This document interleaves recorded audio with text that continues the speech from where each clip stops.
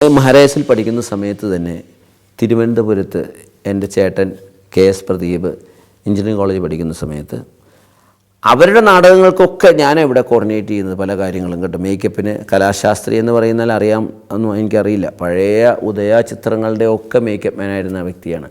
അപ്പോൾ അദ്ദേഹത്തെ വിളിച്ചുകൊണ്ട് വരുന്നു, അദ്ദേഹത്തിന് അവരുടെ നാടകത്തിന് വേണ്ടി ഇവിടെ എല്ലാ കോർഡിനേഷനൊക്കെ ചെയ്യുന്നു. അപ്പോൾ ഞാൻ ആ ചേട്ടൻ്റെ ഫ്രണ്ട്സൊക്കെ ആയിട്ട് വലിയ കമ്പനിയായി. അപ്പോൾ ചേട്ടൻ അവിടെ ഒരു ഗാനമേള നടത്തിയ കലാഭവൻ്റെ 1980 ജൂൺ 12 ഇപ്പോഴും എൻ്റെ നോട്ടീസ് ഇരിപ്പുണ്ട്. ദർശന എന്ന് പറയുന്ന ക്ലബിൻ്റെ പരിപാടിയാണ്. അപ്പോൾ കലാഭവനിലെ ഗായകർ എല്ലാവരും ഉണ്ട്. ജോണി എന്ന ഗായകൻ, ടെൽമ, പീറ്റർ വില്യംസ്, ഇബ്രാഹിം എന്ന ഗായകർ. അപ്പം മിമിക്രിക്ക് വർക്കേച്ചമ്പേട്ടയാണ് അന്നും പോയിക്കൊണ്ടിരിക്കുന്നത്. അപ്പം ഈ പ്രാവശ്യം മിമിക്രിക്ക് വേറെ 2 പേരാണെന്ന് പറഞ്ഞ് ബുക്ക് ചെയ്തു. അത് ഞാനും അൻസാറുമാണ്. അങ്ങനെ ഞങ്ങൾ ഈ കാർത്തിക തിരുനാൾ തിയേറ്ററിൽ ഈ കലാഭവൻ്റെ ഗാനമേളയുടെ കൂടെ നടത്തിക്കൊണ്ടിരിക്കുന്നു. അപ്പോൾ ഇവർ വർഷങ്ങളായിട്ട് ഈ കമൻട്രി, റേഡിയോ കമൻട്രിയും അതും ഇതും ഒക്കെ കേട്ടുകൊണ്ടിരിക്കുക. നല്ല സാധനമാണെങ്കിലും അതിൽ നിന്ന് വ്യത്യസ്തമായിട്ട് നമ്മൾ എല്ലാ ദിവസവും ദോശ കഴിച്ചുകൊണ്ടിരിക്കുമ്പോൾ ഒരു ദിവസം തോന്നുമല്ലോ പുട്ട് കഴിക്കാൻ, ഒരു ദിവസം വെള്ളയപ്പം കഴിക്കാൻ തോന്നും രാവിലെ എന്ന് പറഞ്ഞ പോലെ അവരൊക്കെ കൂടെ നമ്മുടെ പേര് റെക്കമെൻഡ് ചെയ്തു. അടുത്ത ആഴ്ച ഒരു പ്രോഗ്രാം വന്നു MA കോളേജ്. അവിടെയും കലാഭവൻ്റെ ഗാനമേളയാണ്. മിമിക്രിക്ക് അന്ന് ഞാൻ ഒറ്റയ്ക്കാണ് പോയത്. അന്ന് ചേട്ടൻ്റെ ഒരു സുഹൃത്തായിരുന്നു അന്ന് എന്നെ റെക്കമെൻഡ് ചെയ്തത്. ഇത് രണ്ടും കഴിഞ്ഞപ്പോൾ തന്നെ ഈ വിവരം കലാഭവനിലെത്തി. അപ്പോൾ തന്നെ അച്ഛൻ എന്നെ വിളിപ്പിച്ചു. ഒരുപാട് നാളുകളായിട്ട് നമ്മൾ കേട്ടുകൊണ്ടിരിക്കുന്ന ആ ബേലച്ചൻ എന്ന ആ വ്യക്തിയുടെ മുമ്പിൽ ഞാൻ വന്നിരിക്കുകയാണ്. നിങ്ങളുടെ പരിപാടി തെറ്റില്ല എന്ന് കേട്ടു. ഇതൊക്കെ തന്നെ ഭയങ്കര അപ്രീസിയേഷനാണ് കേട്ടോ. അല്ലെങ്കിൽ തന്നെ അച്ഛൻ ഒരുമാതിരിപ്പെട്ടിരുന്ന് പെട്ടെന്നൊന്നും അംഗീകരിക്കില്ല. നിങ്ങൾക്ക് 2 പേരും ചേർന്നൊരു പരിപാടി നടത്താമോ? ഞാൻ പറഞ്ഞു അച്ഛൻ നടത്താം. കണ്ടശാങ്കടവിലാണ് പരിപാടി. അത് എവിടെയാണെന്ന് അറിയില്ല. അന്ന് തൃശ്ശൂരാണ് ഒരു പള്ളിയുടെ പരിപാടി. അപ്പോൾ ഞങ്ങൾ നടത്താം. അപ്പം അന്ന് കലാഭവൻ്റെ ബാനറിലൊരു പ്രോഗ്രാം നടത്തുന്നു എന്ന് കേൾക്കുമ്പോൾ നമ്മുടെ മഹാരാജസിലെ പിള്ളേരെല്ലാം ഞാനേതോ സിനിമാ താരമായി നായകനായിട്ട് അഭിനയിക്കുന്നതിൻ്റെ അത്രയും ലെവലിലാണ് കേട്ടോ ഞങ്ങളെയൊക്കെ കാണുന്നത്. അപ്പോൾ ഞങ്ങൾ നടത്താമെന്ന് പറഞ്ഞു. ഞങ്ങൾ 2 പേരും കൂടെ റിഹേഴ്സലൊക്കെ ചെയ്തൊരു 40 മിനിറ്റിൻ്റെ ഐറ്റമൊക്കെ കഷ്ടിയുള്ളൂ. ഞങ്ങളവിടെ ചെല്ലുകയാണ്. ചെന്ന് കഴിഞ്ഞപ്പോഴാണ് അറിയുന്നത് അന്ന് ഈ ഗാനമേളയുടെ ഗ്യാപ്പിൽ, ഡാൻസിൻ്റെ ഗ്യാപ്പിൽ ഇങ്ങനെയൊക്കെയാണല്ലോ അന്ന് പ്രോഗ്രാം നടത്തിക്കൊണ്ടിരിക്കുന്നത്. അവിടെ ചെന്നപ്പോൾ വൈകിട്ട് 7 മണിക്ക് അല്ലെങ്കിൽ 8 മണിക്ക് കലാഭവൻ്റെ മിമിക്രി. വേറെ ഒന്നുമില്ല പ്രോഗ്രാം. ഒരു സ്റ്റേജും കെട്ടിയിട്ടിട്ടുണ്ട്, 2 മൈക്കും തന്നിട്ടുണ്ട്. ജനം അപ്പോൾ ഞങ്ങൾ പറഞ്ഞു വേറെന്താ പ്രോഗ്രാം? ഇല്ല, വേറെ പരിപാടിയൊന്നുമില്ല. അന്ന് അങ്ങനെ ഒരു ചിന്ത പോലും ഇല്ല. വേറൊരു പ്രോഗ്രാമിൻ്റെ കൂടെ അല്ലാതെ മിമിക്രി മാത്രമായിട്ട് ചരിത്രത്തിൽ നടന്നിട്ടില്ല. ഞാൻ പറഞ്ഞു സാർ എന്ത് ചെയ്യും, നമ്മുടെ പഴയ അഭിനയിക്കാൻ വരുന്ന സാധനം ഇടാം, അവൻ്റെ ഇതിടാം എന്നൊക്കെ പറഞ്ഞ് ഞങ്ങൾ അവിടെ വെച്ച് അങ്ങ് തട്ടിക്കൂട്ടുക ഐറ്റംസ്. ഇന്നത്തെ പോലെ അല്ലല്ലോ. അങ്ങനെ ഞങ്ങൾ ഏകദേശം 1.5 മണിക്കൂർ പ്രോഗ്രാം നടത്തി അവിടെ. ഓഡിയൻസ് അതെല്ലാം കഴിഞ്ഞ് പോയി. 1 മണിക്കൂർ നടത്തി കഴിഞ്ഞ് ഇൻ്റർവെൽ കൊടുക്കണമെന്ന് പറഞ്ഞു. കാരണം അടുത്തുള്ള കച്ചവടക്കാർക്ക് കച്ചവടം കിട്ടണമെങ്കിൽ ഇൻ്റർവെൽ വേണം. 1 മണിക്കൂർ കഴിഞ്ഞിട്ട് ഇൻ്റർവെൽ കൊടുത്തു. അങ്ങനെ ഒരു 10 മിനിറ്റ് ഞങ്ങൾ ലാഭിച്ചു. എനിവേ 1.5 മണിക്കൂർ പ്രോഗ്രാം നടത്തി. അന്ന് കിടന്ന് ഉറങ്ങി രാവിലെ എഴുന്നേറ്റ് പോന്നു. അത് കഴിഞ്ഞപ്പോൾ അച്ഛന് ഇവിടെ നിന്ന് ന്യൂസ് കിട്ടി, ഫോൺ വന്നു. അടുത്ത ആഴ്ച ഒരു പരിപാടി ഇവിടെ കോഴിക്കോട് നടത്തണമെന്ന് പറഞ്ഞു. CSI പള്ളിയുടെ പരിപാടിയാണ്. അപ്പോൾ കൂടെ പ്രോഗ്രാം നടത്തുന്ന ആരാഞ്ചാൽ JM രാജു. JM രാജു എന്ന് പറഞ്ഞാൽ പഴയ ആളുകൾക്ക് ഓർമ്മയുണ്ടാവും. അതായത് പണ്ട് മലയാളം റേഡിയോ എന്ന് പറയുന്നത് തിരുവനന്തപുരം നിലയം മാത്രമേ കിട്ടുകയുള്ളൂ. പിന്നെ മലയാളം പാട്ട് കേൾക്കണമെങ്കിൽ വൈകുന്നേരം 3:30 മുതൽ 4:30 വരെ സിലോണിൽ മലയാളം പാട്ടുകൾ പ്രക്ഷേപണം ചെയ്യും. അന്ന് വാനമതം ക്രിസ്തീയ ഭക്തിഗാനങ്ങൾ ആലപിക്കുന്നത് JM രാജു എന്ന് പറയുന്നിട്ട് അദ്ദേഹമാണ്. അപ്പോൾ അദ്ദേഹം അന്നത്തെ സ്റ്റാറാണ് ഇവിടെ കേരളത്തിൽ. കാരണം JM രാജുവിൻ്റെ ഗാനമേളയാണ്. ആ ഗാനമേളയുടെ ഗ്യാപ്പിൽ ഞാനും അൻസാറും പോയി നടത്തുകയാണ്. അദ്ദേഹത്തിൻ്റെ ഭാര്യയും കൂടെയുണ്ട്. അദ്ദേഹത്തിൻ്റെ ഭാര്യയെപ്പറ്റി പറഞ്ഞാൽ ഒരുപക്ഷെ നിങ്ങൾ അത്ഭുതപ്പെടും. അദ്ദേഹത്തിൻ്റെ ഭാര്യ അന്ന് ദൂരദർശനിൽ ജോലി ചെയ്യുന്നതാണ്. അദ്ദേഹത്തിൻ്റെ ഭാര്യയാണ് ചെമ്മീൻ എന്ന സിനിമയിൽ ഷീലാമ്മയുടെ അനുജത്തിയായിട്ട് അഭിനയിച്ചത്. അവസാനത്തെ ഷോട്ട് ചേച്ചി എന്ന് പറഞ്ഞ് നടക്കുന്ന ഒരു 13 വയസ്സുകാരി പെൺകുട്ടി. ഇപ്പോൾ അവർ റിട്ടയർ ആയിട്ടുണ്ട്. അപ്പോൾ അവർ ഒരുപാട് സിനിമകളിൽ വന്ന് പാടിയിട്ടുണ്ട്. നമ്മൾ അന്നത്തെ ഹിറ്റ് ഗാനങ്ങൾ ഇപ്പോൾ എനിക്കെല്ലാം ഓർമ്മ, വാ മമ്മി വാ മമ്മി വാ എന്നൊക്കെ പറഞ്ഞൊരു പാട്ട് ഓർമ്മയുണ്ടാവുമായിരിക്കും. അപ്പോൾ ഈ ഗാനമൊക്കെ പാടിയിരിക്കുന്നതാണ് ഈ JM രാജുവിൻ്റെ ഭാര്യ. അങ്ങനെ അവരെല്ലാം ഉണ്ട്. ഇവരൊക്കെ വലിയ പ്രഗത്ഭരാണ്. അവിടെ നിന്ന് ഞാനും മനസ്സാറും അവിടെയൊക്കെ അത്ഭുതപ്പെട്ടു പോയി. കാരണം മിമിക്രി വെറുതെ ഈ പട്ടി പൂച്ച കൊര എന്നൊക്കെ പറഞ്ഞ് കാണിച്ചുകൊണ്ടിരുന്ന കാലഘട്ടത്തിലാണ് ഞങ്ങൾ വന്നിട്ട് അവാർഡ് ചിത്രം എന്നൊക്കെ പറഞ്ഞ് കാണിക്കുന്നത്. നവരസങ്ങൾ, എൻ്റെ ഇംഗ്ലീഷ് ട്രെയിലർ ഒക്കെ. അവിടുത്തെ വിജയം കൂടെ കഴിഞ്ഞപ്പോഴാണ് അച്ഛൻ ഓടെ തന്നെ ഞങ്ങളെ വിളിപ്പിച്ചു. കാരണം കോഴിക്കോട് CSI ചർച്ച് എന്ന് പറഞ്ഞു കഴിഞ്ഞാൽ മാനാഞ്ചിറയുടെ തൊട്ട് അടുത്തുള്ളൊരു ചർച്ചാണ്. ഞാൻ മുമ്പൊക്കെ പോകുമ്പോൾ ആ ചർച്ച് പോയി കാണുമായിരുന്നു, അതിലേ പോയി. കാരണം പണ്ട് നമ്മൾ പ്രോഗ്രാം നടത്തിയ സ്ഥലം ദൈവമേ എന്ന് ഓർത്തിട്ട്. എനിവേ അത് കഴിഞ്ഞപ്പോൾ അച്ഛൻ വീണ്ടും പറഞ്ഞു, ഇനി നിങ്ങൾക്ക് ഞങ്ങൾ കലാഭവൻ്റെ ഗാനമേളയുടെ കൂടെ തന്നെ വിളിക്കാം. അങ്ങനെ ഗാനമേളയുടെ ഗ്യാപ്പിൽ ഞാൻ ഒരു 15-20 മിനിറ്റ് മിമിക്രി. അന്ന് വർക്കീച്ചമ്പേട്ട ഇല്ല, ഭാഗ്യം കൊണ്ട് അദ്ദേഹത്തിന് ജോലി എന്തോ കിട്ടി, അദ്ദേഹം പോയി. അങ്ങനെ അതെൻ്റെ വലിയ ഭാഗ്യമായി. ഞാനങ്ങനെ പ്രോഗ്രാം നടത്തിക്കൊണ്ടിരിക്കുക ഗാനമേള ചെയ്തുകൊണ്ട്. ഒരു ദിവസം രാത്രി, അന്ന് ഫോണില്ലാത്ത കാലഘട്ടത്തിൽ നിങ്ങൾക്ക് പറഞ്ഞാൽ മനസ്സിലാവില്ല. ഒരു പരിപാടി ബുക്ക് ചെയ്ത് കഴിഞ്ഞാൽ എല്ലാവർക്കും കത്തയക്കും, എല്ലാ ഓർക്കസ്ട്രക്കാർക്കും. അടുത്ത ഞായറാഴ്ച പ്രോഗ്രാമുണ്ട്, രാവിലെ 10 മണിക്ക് കലാഭവനിൽ എത്തണം എന്ന് പറഞ്ഞു കഴിഞ്ഞാൽ അവരെത്തുമ്പോഴേ നമ്മൾ അറിയുള്ളൂ അവർക്ക് വിവരം കിട്ടിയെന്നും അവർ വരുമെന്നും. അല്ലാതെ ഫോണിൽ വിളിച്ചിട്ട് അങ്ങോട്ടും ഇങ്ങോട്ടും പറയാനുള്ള യാതൊരു സംവിധാനങ്ങളും ടെലിഫോൺ ബൂത്ത് ഒന്നുമില്ല അന്ന്.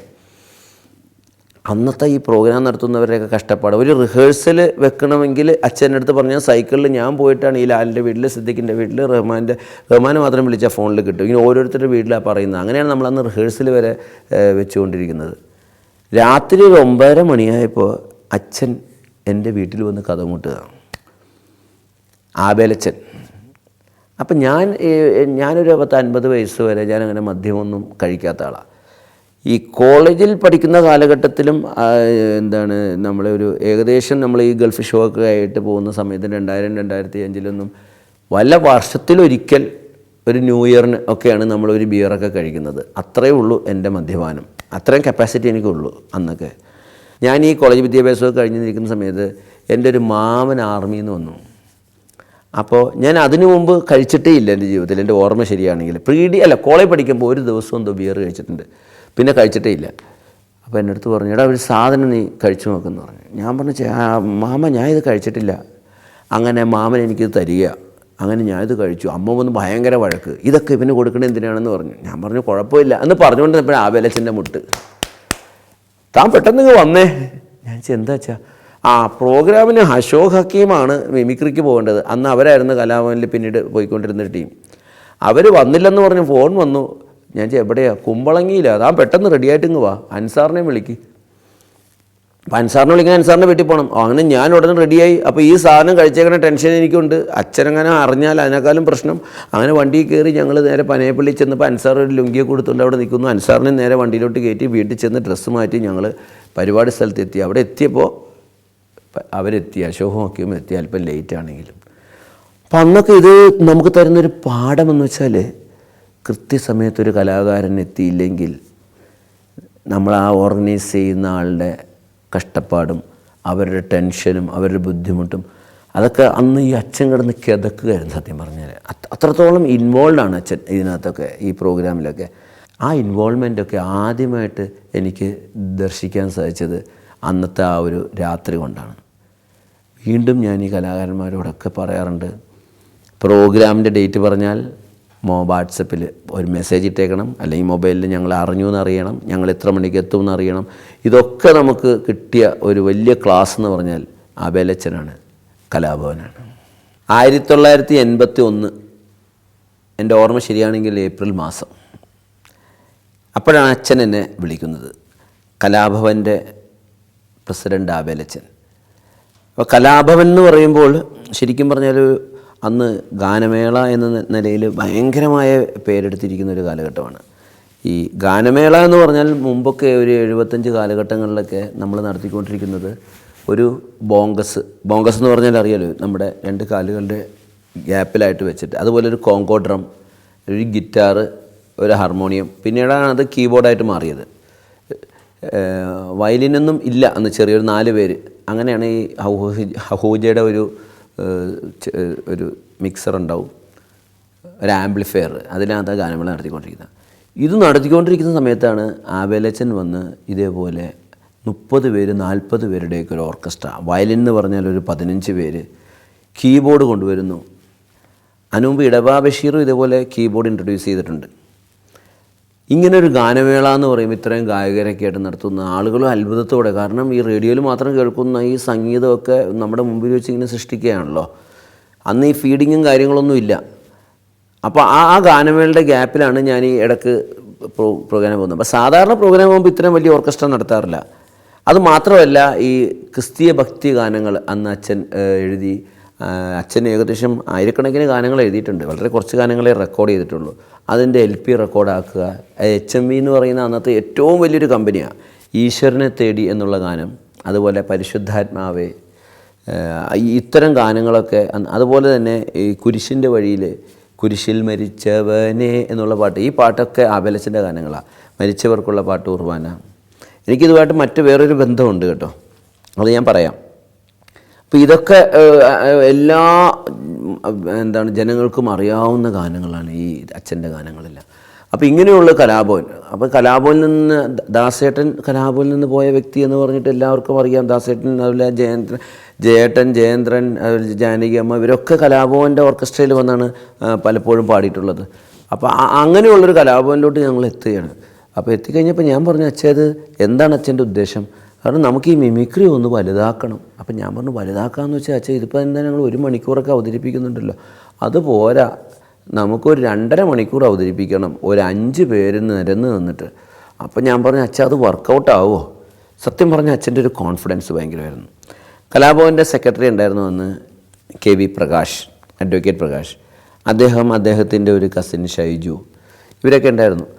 അപ്പോൾ അന്ന് അശോക് ഹക്കീമിനെ വിളിച്ചു. ഞാൻ ആ സമയത്ത് റഹ്മാനെ പരിചയമുണ്ട്. റഹ്മാനെ വിളിച്ചു കലാഭവനിൽ കൊണ്ടുവന്നു. ഈ പറഞ്ഞ പോലെ വർക്കിച്ചമ്പേട്ട അവിടുത്തെ മിമിക്രി ആർട്ടിസ്റ്റ് ആണല്ലോ, ഇടയ്ക്ക് ജോലിയൊക്കെ ഉണ്ടെങ്കിലും പുള്ളി വന്നു. അശോക് ഹക്കീമൊക്കെ ആയിട്ടുള്ള ആദ്യത്തെ ചർച്ച അത്ര ഒരു പോസിറ്റീവ് ആയിരുന്നില്ല. അങ്ങനെ ഇരുന്നപ്പോഴാണ് അച്ഛൻ്റെ അടുത്ത് പറഞ്ഞത്, നമുക്ക് പോൾ മാസ്റ്ററിൻ്റെ മകനുണ്ട്. പോൾ മാസ്റ്ററിൻ്റെ മകനാണ്. പോൾ മാസ്റ്റർ എന്ന് പറഞ്ഞാൽ അവിടുത്തെ തബല മാസ്റ്ററാണ്. പോൾ മാസ്റ്ററിനെ എനിക്കറിയാം, മകനാരാ? അപ്പോഴാണ് പറഞ്ഞത്, നമ്മുടെ ലാലിനെയാണ് ഈ പറയുന്നത്. ഇപ്പോൾ ലാലിൻ എന്ന് പറഞ്ഞാൽ നമുക്ക് അന്ന് തലയിൽ കയറിയിട്ടില്ല പേര്. നമ്മളെപ്പോഴും ഈ പോൾ മൈക്കിളാണല്ലോ പഴയ ക്ലാസ്മേറ്റ്.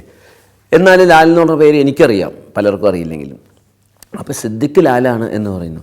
അപ്പോൾ ഈ സിദ്ദിഖ് ലാലിനെ പറ്റി പറഞ്ഞു കഴിഞ്ഞാൽ വേറൊരു വലിയ കഥ എന്ന് വെച്ചാൽ, ഇവരുമായിട്ട് ഞാനൊരിക്കൽ മഹാരാജ് കോളേജിൽ പഠിച്ചുകൊണ്ടിരിക്കുമ്പം അവിടെ എന്നെ പഠിപ്പിച്ചുകൊണ്ടിരിക്കുന്ന കരീം സാർ ഒരിക്കലും ഒരു പ്രോഗ്രാമിന് ചേരാനൊരു വിളിച്ചുകൊണ്ട് പോയി. അപ്പോൾ പറഞ്ഞു, മറ്റൊരു 2 ആർട്ടിസ്റ്റും കൂടെ ഉണ്ട്, അവരുടെ മിമിക്രി കൂടെ ഉണ്ട്. ഞാൻ പറഞ്ഞു ആയിക്കോട്ടെ എന്ന് പറഞ്ഞു. ചെന്നപ്പോൾ ഇവരാണ്. അങ്ങനെ നമ്മൾ 3 പേരും കൂടി ചേർന്നിട്ട് അന്ന് അവിടെ മിമിക്രി അവതരിപ്പിച്ചു. ഞാൻ ഇവരുടെ ഐറ്റമിന് ഞാൻ ശബ്ദമൊക്കെ ഇട്ട് കൊടുത്തു. അങ്ങനെ അങ്ങോട്ടും ഇങ്ങോട്ടും അനൗൺസ്മെൻറ്റൊക്കെ മാറ്റി ചെയ്തു. എങ്ങനെയോ എനിവേ അന്ന് നല്ലൊരു കോമ്പിനേഷനാണ്. അത് കഴിഞ്ഞ് മഹാരാജ് കോളേജിൽ ഒരു ഹിസ്റ്ററി അസോസിയേഷൻ്റെ പ്രോഗ്രാം വന്നപ്പോൾ ഞാൻ ഇവരെ വിളിച്ചു. എന്നിട്ട് ഇവരുടെ പ്രോഗ്രാം അവിടെ വന്ന് ചെയ്തു. അപ്പോൾ എനിവേ അങ്ങനെ ഒരു നല്ലൊരു കോമ്പിനേഷനിലിരിക്കുന്ന സമയത്താണ് ഇവർ വരുന്നത്. ഇവർ വന്നിട്ട് പിന്നെ ഞങ്ങൾ അൻസാറും ഉണ്ടായിരുന്നു, വർക്കിച്ചമ്പേട്ടയും, ഞാനും റഹ്മാനും സിദ്ദിഖും ലാലും. ഞങ്ങളങ്ങ് റിഹേഴ്സൽ തുടങ്ങി.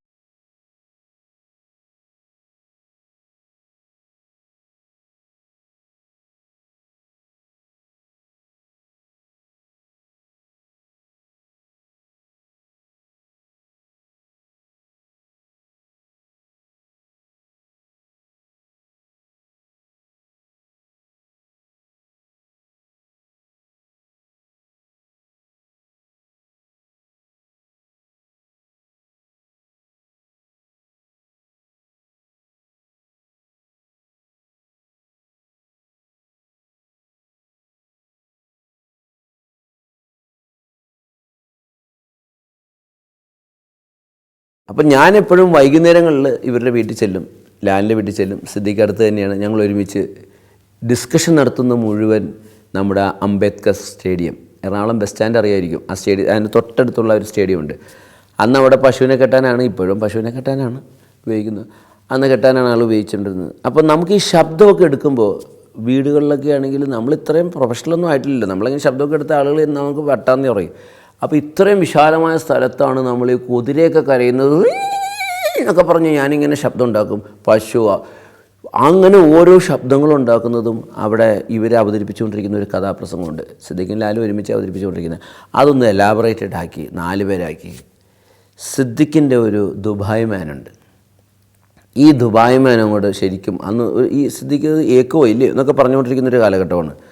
അപ്പം അതേപോലെ തന്നെ വേറെ ഇവർ രണ്ടുപേരും ചേർന്നുള്ള കുറേ ആയിട്ട് അന്ന് ലാൽ പറയാം ഒരു വെടിക്കെട്ട് അവതരിപ്പിച്ചാലോ, ലാലിൻ്റെയാണ് ഐഡിയ.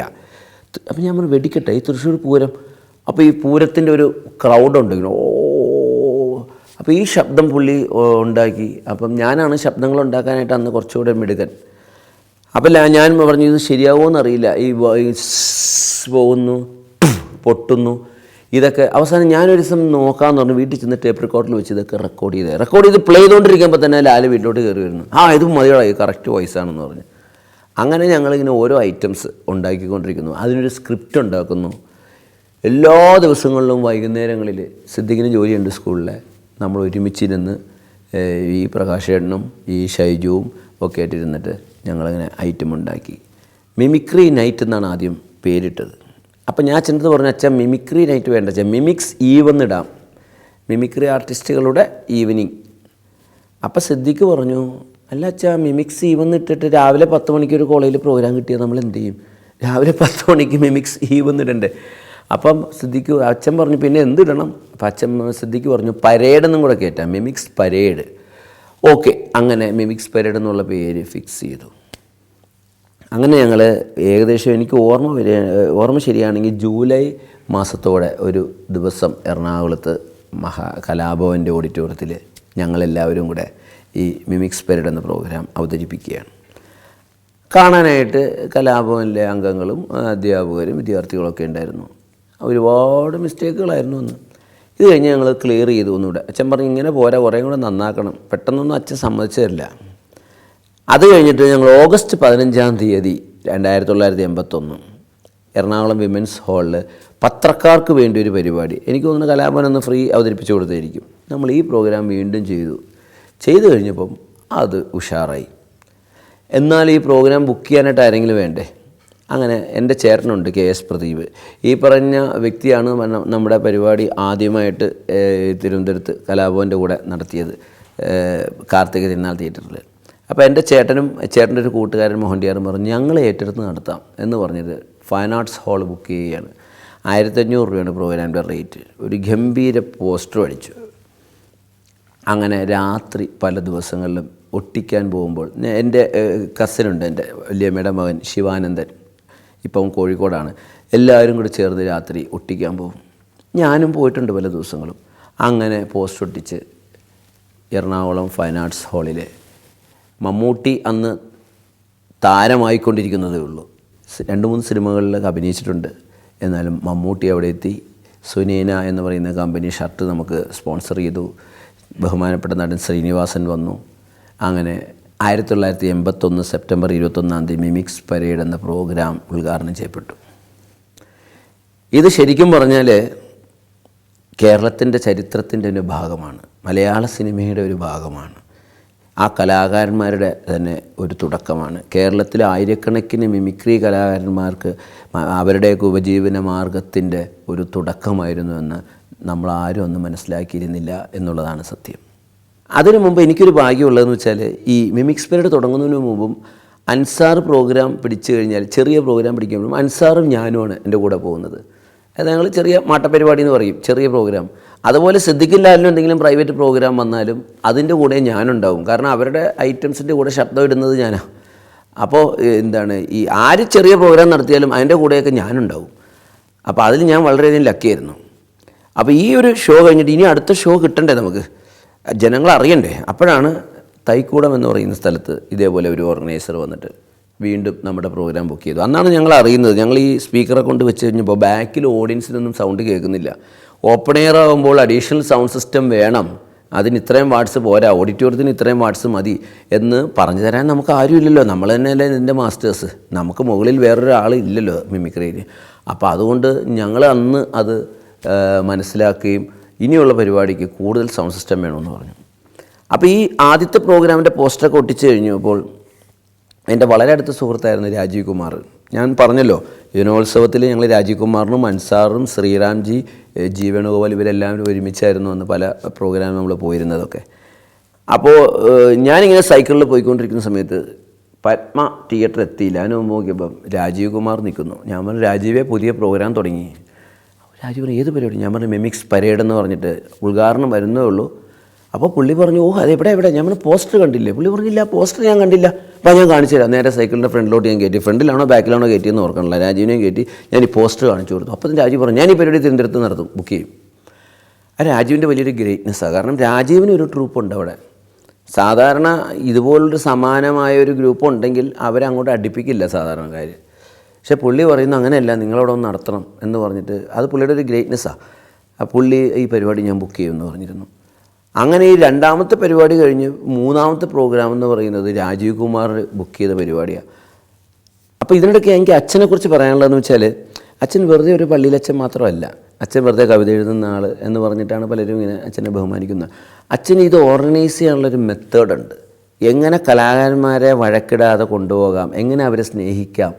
ഒന്നും തട്ടിപ്പ് സ്നേഹമല്ല അച്ഛൻ്റെ. എങ്ങനെ അവരായിട്ട് ലയിപ്പിച്ച് ഓരോ പരിപാടി, ഓരോരോ പ്രശ്നങ്ങളുണ്ട്. ആ പ്രശ്നങ്ങൾ പറഞ്ഞാൽ ഒരുപാടുണ്ട്, രസമാണ്, രസകരമായ സംഭവങ്ങൾ ഒരുപാടുണ്ടായിട്ടുണ്ട്, ഞാൻ പുറകെ പറഞ്ഞുതരാം. അപ്പോൾ എങ്ങനെ കൊണ്ടുപോകാമെന്നുള്ള ഒരു നല്ല തന്ത്രങ്ങളെല്ലാം അച്ഛന് മെനയാനറിയാം. ഇതൊക്കെ നമുക്ക് വളരെയധികം ഗുണം ചെയ്തിട്ടുണ്ട്. അബലച്ചന് ഓരോ കാര്യങ്ങളും ഡീൽ ചെയ്യുന്നതിന് ഓരോരോ രീതിയുണ്ട്. നമ്മളീ പഴയ കുഞ്ചൻ നമ്പ്യാർ കഥകൾ എന്ന് പറഞ്ഞ് കേട്ടിട്ടില്ലേ? അല്ലെങ്കിൽ നമ്മളേപോലെ ഈ പഞ്ചാബി കഥകൾ എന്നൊക്കെ പറഞ്ഞ് നമ്മൾ കേട്ടിട്ടില്ലേ? ബിർബൽ കഥകൾ എന്ന് പറഞ്ഞ പോലെ സത്യം പറഞ്ഞാൽ ആബേലച്ചൻ്റെ ഓരോ ചെറിയ ചെറിയ സംഭവങ്ങൾ ചേർത്താൽ ഒരു പുസ്തകം എഴുതാം, ആബേലച്ചൻ കഥകൾ എന്ന് പറഞ്ഞിട്ട്. അത്രയും രസകരമാണ് അച്ഛൻ്റെ കഥകൾ. ഇപ്പോൾ ഞാനൊരിക്കൽ ആബേലച്ചൻ്റെ റൂമിൽ കയറി ചെന്ന് കഴിഞ്ഞപ്പോഴേക്കും അച്ഛൻ കുറേ കവറുകൾ, അവിടെ കലാഭവനിൽ വന്ന ഏതോ ലെറ്ററുകളാണ്, അതിൻ്റെ അകത്തുനിന്ന് എല്ലാം എടുത്ത് കളഞ്ഞിട്ട് കുറേ കവറുകൾ. അച്ഛൻ അത് പുതിയത് ഉപയോഗിക്കില്ല, കാരണം അത് വെച്ച് എന്തോരം മാക്സിമം യൂട്ടിലൈസ് ചെയ്യാമെന്ന് ചിന്തിക്കും. അത് തന്നെ ഒരു പ്രധാനപ്പെട്ട കാര്യമാണ്. അപ്പം ഞാൻ നോക്കുമ്പോൾ ഞാൻ ചോദിച്ചാൽ എന്താ അച്ഛാ എന്ന് പറയുമ്പോൾ പറയും, ഇത് കണ്ടോ ഈ കവർ എന്ന് പറഞ്ഞപ്പോൾ കലാഭവൻ്റെ ഗാനമേളയിൽ ഇതുപോലെ കീബോർഡ് വാങ്ങാനുണ്ട്, അല്ലെങ്കിൽ ഗിറ്റാറിൻ്റെ ഇത് പോയി, അല്ലെങ്കിൽ ഡ്രംസിൻ്റെ കാല് പോയി, ഓക്കെ. അടുത്ത കവർ എടുത്തു കഴിയുമ്പോൾ ഇതിൽ പാട്ട് പാടുന്ന ഇന്നൊരാളെ മാറ്റണം, കീബോർഡ് വായിക്കുന്ന ആൾ അല്ലെങ്കിൽ വയലിൻ വായിക്കുന്ന ആൾ, അയാൾക്കൊരു പ്രശ്നമുണ്ട്, അയാൾ അടുത്ത മാസം മുതലില്ല, അപ്പോൾ അതിന് പുതിയ ആളെ കണ്ടുപിടിക്കണം, ഓക്കെ. അടുത്തത് മാറ്റി അടുത്ത കവർ എടുത്തു കഴിയുമ്പോൾ മിമിക്സ് പേഡയിലുള്ള പ്രശ്നങ്ങളായിരിക്കും. അടുത്ത കവർ എടുക്കുമ്പോഴാണ് അവിടെയുള്ള അധ്യാപകർ, പാട്ട് പഠിപ്പിക്കുന്നവർ, ഡാൻസ് പഠിപ്പിക്കുന്ന ടീച്ചേഴ്സ്, ഗിറ്റാർ ഇവരിൽ ചിലവർ സമയത്ത് എത്തുന്നില്ല, ചിലവരെ മാറ്റണം, ചിലവരെ പുതിയതെടുക്കണം.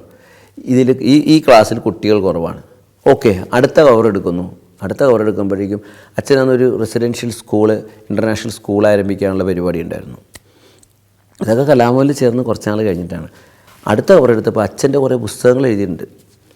നേരത്തെ പറഞ്ഞ പോലെ ഈ പാട്ട് കുർബാന, അങ്ങനെയുള്ള കാര്യങ്ങൾ, ഭരിച്ചവർക്കുള്ള പാട്ട് കുർബാന, മറ്റേ. അപ്പോൾ ഈ ഇതിൻ്റെയൊക്കെ പുസ്തകങ്ങൾ ഇന്നതിൻ്റെ കോപ്പി തീർന്നു, സ്റ്റോക്ക് തീർന്നു, സ്റ്റോക്ക് എടുക്കണം, ഇങ്ങനെ ചെയ്യും. അപ്പം ഞാൻ ചോദിച്ചു എന്താ അച്ഛാന്ന് പറയും. അച്ഛൻ പറഞ്ഞു, എടോ എൻ്റെ ഏറ്റവും വലിയ ഒരു വീക്ക്നെസ് എന്ന് പറഞ്ഞാൽ എൻ്റെ മറവിയാണ്. ഞാൻ എൻ്റെ മറവിക്കെതിരെ ഫൈറ്റ് ചെയ്യാണ്. ഈ കവറുകൾ ഓരോന്നും ഞാൻ ഫ്രീ ടൈമിലെടുത്ത് നോക്കിയിട്ട് എന്തൊക്കെയാണ് പ്രശ്നങ്ങളെന്ന് പറഞ്ഞാൽ ഫോണിൽ കൂടി ചെയ്യാവുന്നതൊക്കെ ഞാൻ തീർത്തുകൊണ്ടിരിക്കുകയാണ്. അപ്പോൾ അച്ഛൻ പറയുന്ന ഞാൻ അതിനുശേഷം എൻ്റെ പോക്കറ്റിൽ എപ്പോഴും ഉണ്ടാവും ഒരു പുസ്തകം, ഇപ്പോഴും ഉണ്ടാവും പുസ്തകം. ഈ ബുക്ക് എനിക്ക് അച്ഛൻ്റെ സംഭാവനയാണെന്ന് ഞാൻ പറയും. ഓരോ വർഷവും ഞാൻ ഈ പുസ്തകം, വർഷമല്ല 5-6 മാസം കൂടും പുസ്തകം മാറ്റും, പ്രോഗ്രാമുണ്ട്, കാര്യങ്ങളെല്ലാം ഇതിനകത്ത് എഴുതിയിടും. ഇത് തന്നെ പഠിപ്പിച്ചത് ആബേലച്ചനാണ്. ഒരുപാട് പേര് ചെയ്യുന്നുണ്ടാവും, പക്ഷേ നമ്മളുടെ ഇത്രയും ഡീപ്പായിട്ട് എൻ്റെ മനസ്സിൽ സ്ട്രൈക്ക് ചെയ്തത് അച്ഛനിൽ നിന്നായിരുന്നു. അതുപോലെ തന്നെ നമ്മളിപ്പോൾ ചില കാര്യങ്ങൾ എല്ലാവരും ഒരു പൊസിഷൻ കഴിഞ്ഞ് കഴിഞ്ഞാൽ, ഡിഗ്രി കഴിഞ്ഞു അല്ലെങ്കിൽ ഒരു സ്ഥാപനത്തിൻ്റെ ഏറ്റവും മുകളിലെത്തിക്കഴിഞ്ഞാൽ ഇനി എൻ്റെ തീരുമാനമാണ് കറക്റ്റ് എന്ന് പറയുന്ന ഒരു ചിന്താഗതി നമ്മുടെ എല്ലാവർക്കും ഉണ്ട്, എല്ലാ ഇത് കേട്ടുകൊണ്ടിരിക്കുന്ന വ്യക്തികൾക്കും ഉണ്ട്. നമ്മൾ ഈ വീട്ടിലെ അവസ്ഥ ഞാനാണ് ചിന്തിക്കുന്നത്, ഈ വീട്ടിലെ കാര്യം ഞാൻ തീരുമാനിക്കും. പക്ഷേ അച്ഛൻ ഓരോ ചെറിയ കാര്യങ്ങൾക്ക് പോലും അച്ഛൻ അഭിപ്രായം അറിയും. അങ്ങനെ ഒരു 25 ഉദാഹരണങ്ങളുണ്ടെങ്കിൽ പോലും ഒരിക്കലും ആ ബാത്റൂമിൻ്റെ അവിടെ നിന്ന് ഒരു ദ്വാരം പുറത്തോട്ട് ഇടണം. അപ്പോൾ അച്ഛൻ എൻ്റെ ആർക്കിടെക്റ്റ് വന്ന് പറഞ്ഞ്, അതെ ഞാനിവിടെ ആ ബിൽഡിങ്ങിൻ്റെ നമ്മുടെ ബാത്റൂമിൻ്റെ അവിടെ നിന്നിട്ട് ദ്വാരം പുറത്തോട്ട് ഇടുക, കലാഭവൻ്റെ ആ ബിൽഡിങ്ങിൻ്റെ അകത്ത് നിന്ന് ഇട്ട് വെച്ചാൽ അതിനെന്താ കുഴപ്പമൊന്നും ഇല്ലല്ലോ എന്ന് പറയും. അത് തന്നെ അടുത്ത സ്റ്റാഫിനെ വിളിക്കും, അല്ലെങ്കിൽ ഡ്രോയിങ് മാസ്റ്ററിനെ ആരെങ്കിലും വിളിച്ചിട്ട് പറയും, ഒരു ദ്വാരം ഞാൻ അങ്ങോട്ട് ഇടുക, ഇട്ടോ. മാനേജർ വിളിക്കും, അന്ന് ഷേർലി ആയിരുന്നു മാനേജർ. ഷേർലി ഇവിടെ നിന്ന് ഒരു ദ്വാരം പുറത്തോട്ട് ഇട്ടാലോ, അതിനെ ഇട്ടാച്ചാൽ ഞാൻ ഒരു പണിക്കാരനെ വിളിക്കാമെന്ന് പറയും. ഞാൻ വന്നാൽ എൻ്റെ അടുത്തും പറയും, ഞാനും പറയും ഇട്ടോളാൻ പറയും. എന്നാലും അച്ഛൻ വിടില്ല, പ്യൂണിനെ വിളിക്കും, ജോസഫേട്ടാ ഞാൻ ഇവിടുന്ന് ഒരു ദ്വാരം പുറത്തേക്ക് ഇടുകയാണ്. അയ്യോ അച്ഛാ ഇടല്ല അച്ഛാ, രാത്രി മഴ പെയ്ത് കഴിയുമ്പോഴേക്കും പുറത്ത് നമ്മുടെ കലാപം താഴെ ഇരിക്കണം, ആ ദ്വാരത്തിൽ കൂടെ വെള്ളം അകത്തോട്ട് കയറും, മാത്രമല്ല പെരിച്ചാഴി കയറും രാത്രി അതിനെക്കുറിച്ചുകൂടെ. ആ കറക്റ്റ്. അപ്പം അച്ഛൻ പറയുന്നത് ആർക്കിടെക്റ്റ് ആയാലും അവിടെയുള്ള ആരൊക്കെ കറക്റ്റെന്ന് പറഞ്ഞാലും ഏറ്റവും കറക്റ്റ് ആൻസർ പറഞ്ഞത് അവിടുത്തെ പ്യൂണാണ്. അപ്പം എല്ലാവരിലും ഉണ്ടാവും നമ്മളൊന്നും ചിന്തിക്കാത്ത എന്തെങ്കിലും ഒരു നല്ല കാര്യവും നല്ലൊരു അഭിപ്രായങ്ങളും. ഞാൻ ചിന്തിക്കുന്നത് എൻ്റെ മാത്രമാണ്, ഞാനാണ് ശരി എന്ന് ചിന്തിക്കുന്നത് വളരെ റോങ്ങാണ് എന്ന് പഠിപ്പിച്ചു തന്ന ഒരു വലിയ ഉദാഹരണമായിരുന്നു. ഇത് എവിടെ നിന്നാണ് ഈ കോമഡി വരണതെന്ന് നമ്മൾ ആലോചിക്കും. അത് ഇങ്ങനെ പറഞ്ഞുകൊണ്ടിരിക്കും. അതേപോലെ ഒരു സബ്സ്റ്റിറ്റ്യൂട്ട്, അതേപോലെ ഒരാളിപ്പോൾ ഉണ്ട് എന്ന് പറയാൻ നമുക്കൊരാളില്ല.